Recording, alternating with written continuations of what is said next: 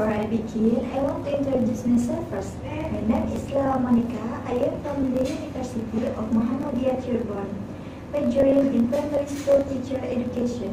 Here, I will explain about listening skill for children. Let's look at the video. Saya akan membahas tentang pengertian mendengarkan dan menyimak.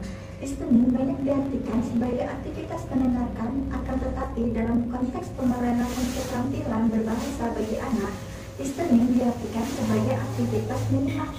Listening merupakan kemampuan yang diperoleh pertama kali oleh seorang anak, khususnya jika mereka belum mampu membaca. Memerlukan kemampuan bahasa, reseptif, dan pengalaman, di mana anak sebagai penyimak secara aktif memproses dan memahami apa yang didengar. Seorang siswa mulai belajar bahasa asing, mereka belajar dengan telinganya, dan apa yang mereka dengarkan adalah sumber utama dari sebuah bahasa yang sedang dipelajari. Tentu, kita juga memberi mereka pelajaran melalui bantuan penglihatan seperti ekspresi wajah, gerakan, bahasa isyarat, dan melalui gambar. Dengan belajar listening, seorang anak akan mudah belajar bahasa Inggris, karena dengan listening mereka juga sekaligus belajar pronunciation dan speaking. Selanjutnya, saya akan menjelaskan tentang aktivitas mendengarkan di dalam kelas.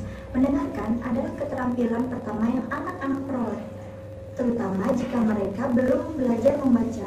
Ketika murid mulai belajar bahasa asing, umumnya itu akan melalui telinga mereka, dan apa yang murid dengar adalah sumber utama dari bahasa. Guru dapat mengulang sedikit demi sedikit sambil bercerita, dan mengajak siswa untuk mendengarkan dengan baik melalui bertanya tentang isi cerita. Contoh sederhana adalah sebagai berikut. Dan saya akan menjelaskan tentang jenis-jenis kegiatan mendengarkan atau menyimak. Yang pertama adalah listen and do, menyimak dan melakukan. Kegiatan ini merupakan cara yang baik untuk memulai penggunaan bahasa target dalam berkomunikasi di kelas. Siswa mengikuti semua instruksi yang dikatakan oleh guru dan melakukan sesuai dengan komando guru. Tujuannya ada dua, yaitu yang pertama, menyimak untuk mengingat dan meningkatkan daya konsentrasi. Yang kedua, menyimak untuk menghilangkan rasa bosan. Bahannya yaitu seperti instruksi sederhana. Yang pertama, seperti open the door please. Yang kedua, seperti clap your hand. Yang ketiga, seperti sit down please. Yang keempat, seperti stand up please. Yang kelima, seperti give this pencil to Likia please, dan lain sebagainya. Jenis kegiatan yang kedua yaitu listen and review, menyimak dan mengulang. Kegiatan ini dapat dilakukan seperti dalam permainan pesan berantai, di mana seorang murid membisikkan pesan kepada yang lain dan meneruskannya pada murid lain. Murid terakhir mengulang apa yang diucapkan dan kelas membandingkan pesan itu dengan pesan aslinya. Murid lain menyimak dan ulangi permainan ini. Tujuannya ada tiga, yaitu yang pertama, menyimak secara rinci untuk meningkatkan ingatan dan konsentrasi. Yang kedua, menyimak untuk menimbulkan rasa senang, untuk menumbuhkan sikap positif atas menyimak. Yang ketiga, menyimak untuk menenangkan murid secara fisik. Bahannya yaitu pesan lisan pendek seperti perintah atau pernyataan yang tidak lebih dari 10 kata. Jenis kegiatan yang ketiga yaitu listen and classify, menyimak dan membedakan. Perhatian siswa sering terpusat pada ciri-ciri pelafalan seperti menyimak untuk kata-kata yang mengandung rima, memilih frase yang mempunyai pola retorika tertentu. Kegiatan ini khususnya berguna jika menggunakan lagu atau rima, atau cerita yang mempunyai urutan mengandung rima. Misalnya, siswa dibacakan cerita atau puisi yang mengandung kata-kata berima. Lalu, siswa mengidentifikasi mana yang berima dan mana yang tidak berima. Tujuannya ada 4. Yang pertama yaitu menyimak secara rinci untuk membedakan antara bunyi dan pola rima. Yang kedua, memberikan latihan telinga untuk meningkatkan pelafalan. Yang ketiga, menyimak untuk menenangkan murid secara fisik. Yang keempat, menyimak untuk mendorong kegiatan mental dan pemecahan masalah. Bahannya yang pertama yaitu beberapa buah pasangan irama seperti cat, pet, head, neck, back, cat, plate, plate. Dan yang kedua, nyanyian atau puisi berirama. Cerita berirama seperti sebagai berikut. Jenis kegiatan yang keempat yaitu listen, draw, and color, menyimak, menggambar, dan mewarnai. Kegiatan ini adalah kegiatan menggambar dan mewarnai setelah mereka mengenal beberapa kata benda dan warna yang didapat melalui proses mendengarkan atau listening. Gambar yang diberikan dapat listen, draw, and color. Kegiatan ini adalah kegiatan menggambar dan mewarnai setelah mereka mengenal beberapa kata, benda, dan warna yang didapat melalui proses mendengarkan atau listening. Tujuannya yaitu ada 3. Yang pertama, menyimak untuk meningkatkan konsentrasi atas satuan bahasa tertentu seperti adjektiva, verba, dan lain sebagainya. Yang kedua, meningkatkan kreativitas siswa dalam menggambar. Yang ketiga, membuat pembelajaran mendengarkan di dalam bahasa Inggris lebih menyenangkan. Bahannya yaitu deskripsi lisan pendek yang didapat diselesaikan dengan menggambar atau mewarnai oleh siswa. Jenis kegiatan yang kelima yaitu listen and estimate, menyimak dan memperkirakan. Kegiatan jenis ini sangat berguna dalam menarik perhatian murid atas apa yang telah mereka pelajari sebelumnya. Tujuannya ada 4, yaitu yang pertama, menyimak untuk meningkatkan motivasi dan konsentrasi. Yang kedua, menyimak untuk mengaktifkan skema atau pengetahuan murid sebelumnya. Yang ketiga, menemukan kata atau konsep mana yang telah murid ketahui. Yang keempat, menyimak untuk mendorong kegiatan mental dan pemecahan masalah. Bahannya yaitu yang pertama, sesi tanya jawab didasarkan pada pengetahuan umum, gambar, ciri buku, atau cerita. Yang kedua, menerka isi atau kata kunci dari sebuah gambar.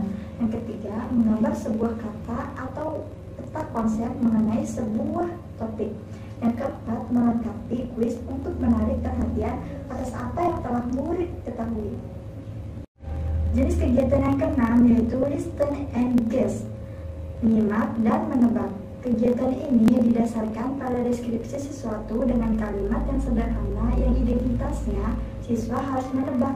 Misalnya, seorang guru mengatakan, "It is an animal. It has 4 legs. It has a tail. It is meat. It is not wild. It lives around our house. It can be nice."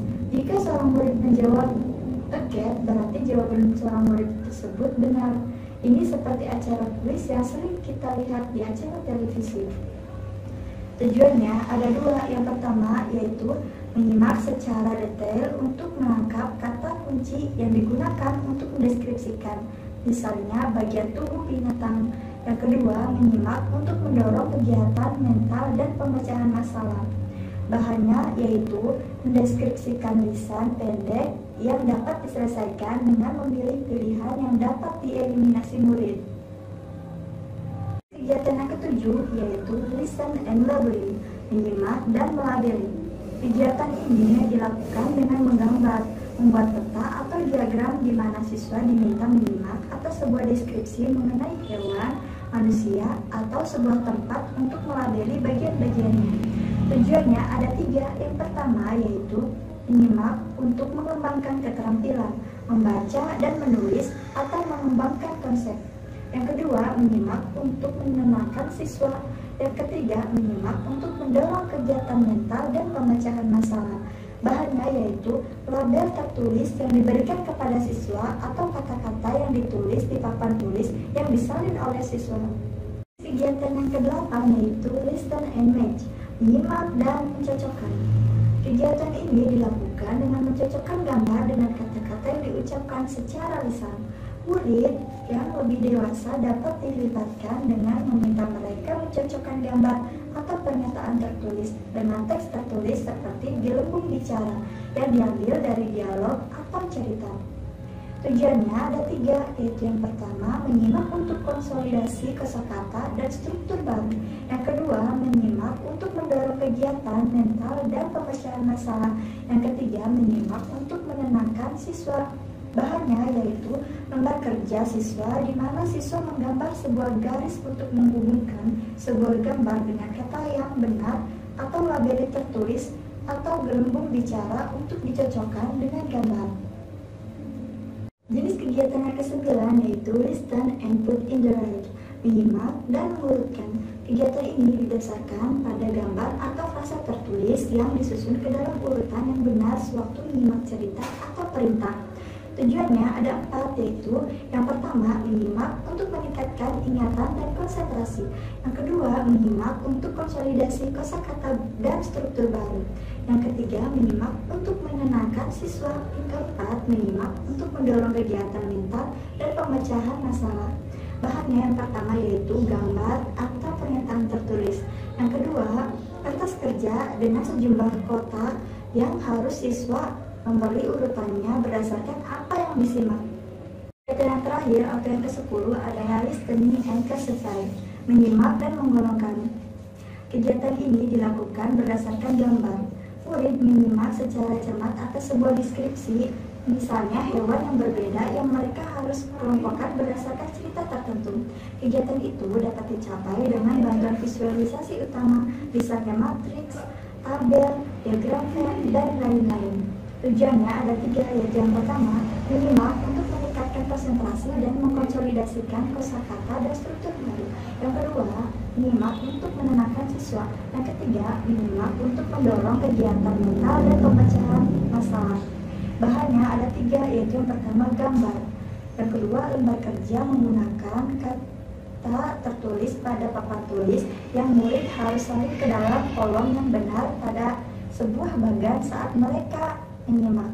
Yang ketiga, visualisasi utama seperti diagram Venn, matriks, tabel, histogram, dan lain sebagainya. Kita akan membahas menyimak dengan lagu. Kegiatan listening atau menyimak lainnya yang sangat digemari dan mudah diingat oleh anak-anak adalah dengan menyimak melalui lagu dan bernyanyi. Menyajikan proses pembelajaran yang menarik dan menyenangkan bagi anak dengan tidak meninggalkan kaidah berbahasa Inggris yang baik dan benar melalui gerakan lagu akan memotivasi anak untuk lebih senang mempelajari bahasa Inggris. Sebelum menentukan pilihan lagu yang akan digunakan, guru perlu melakukan beberapa pertimbangan seperti: